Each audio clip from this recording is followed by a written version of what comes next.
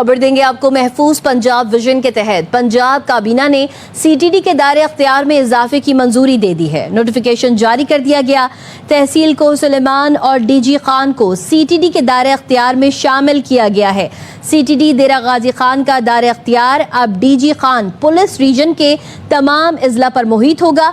DG Khan police reason में डेरा गाजी खान, मुजफ्फरगढ़, लिया और राजनपुर शामिल हैं। हालिया फैसले के तहत 27 सितंबर 2019 के साबिका नोटिफिकेशन में तरमीम कर दी गई है।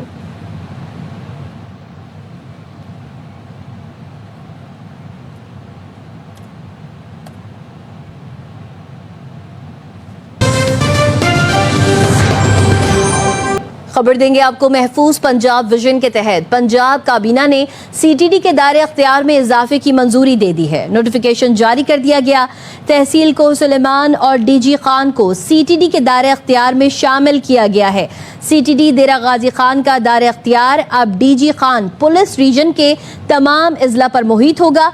डीजी खान पुलिस रीजन में डेरा गाजी खान, मुजफ्फरगढ़, लिया और राजनपुर शामिल हैं। हालिया फैसले के तहत 27 सितंबर 2019 के साबिका नोटिफिकेशन में तरमीम कर दी गई है।